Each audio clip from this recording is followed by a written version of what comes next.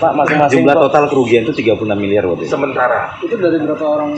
dari sekitar 400-an orang ya. Masing-masing? 400 tambah 90, 400-an orang itu sekitar 36 miliar. Tapi resmi melapor 90 tadi ya?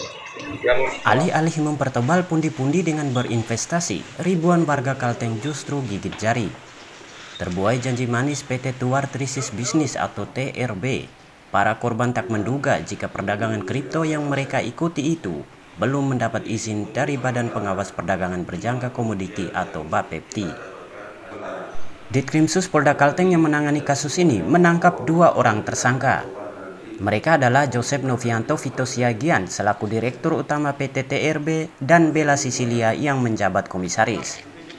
Ada 3 platform investasi yang ditawarkan tersangka kepada para korban, yakni TDP, Quantum, dan CryptoVip. Kurang lebih 300 warga yang sudah mengajukan laporan ke Polda Kalteng dan mengaku menjadi korban penipuan investasi ini. 95 korban membuat laporan ke Polda Kalteng pada 28 Januari lalu, didampingi kuasa hukum Parlin Huta Barat. Sementara 239 orang lagi merupakan pelapor baru. Total kerugian yang dialami para korban investasi bodong ini mencapai 36 miliar rupiah. Kamis 7 April, Polda Kalteng merilis kasus investasi ilegal ini dengan menghadirkan kedua tersangka beserta sejumlah barang bukti.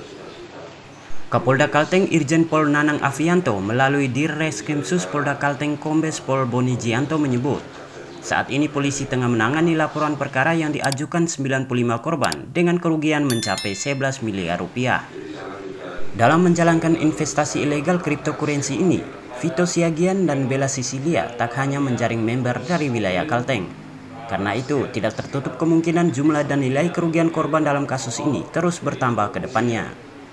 Dari hasil penyelidikan polisi, diketahui modus penipuan berkedok investasi mata uang digital alias kripto yang dilakukan kedua tersangka, yakni dengan menggunakan skema piramida. Melalui kegiatan perdagangan tanpa izin ini, pelaku menawarkan kepada para korban profit yang besar. Tersangka Vito Siagian dan Bella Sisilia yang merupakan pasangan suami istri ini menjalankan bisnis menggunakan nama PT TRB. Vito Siagian merupakan direktur utama, sedangkan Bella Sisilia menjabat komisaris. Keduanya menjalankan perdagangan jual beli mata uang digital melalui Indonesia Crypto Exchange atau ICE. Keduanya mengajak para korban berinvestasi di perusahaan mereka dengan iming-iming mendapatkan profit besar dan keuntungan lainnya. Dalam menangani kasus ini, polisi telah mengamankan dan menyita sejumlah aset penting kedua tersangka. Antara lain, 1 unit mobil Brio, 1 sepeda motor, laptop, sejumlah ponsel, beberapa kartu ATM dan rekening koran atas nama kedua tersangka, 2 sertifikat hak milik tanah beserta rumah yang berlokasi di Kota Palangkaraya, serta 2 surat keterangan tanah atas nama kedua tersangka yang juga berlokasi di Kota Palangkaraya. Pelacakan aset kedua tersangka dilakukan polisi bekerja sama dengan OJK dan PPATK. Polisi membidik kedua tersangka dengan pasal 105 dan pasal 106 Undang-Undang Nomor 7 Tahun 2014 tentang perdagangan, serta pasal 378 KUHP tentang tindak pidana penipuan, dengan ancaman hukuman pidana paling lama 10 tahun dan denda paling banyak 10 miliar rupiah. Dari Palangkaraya, Kalteng Post melaporkan.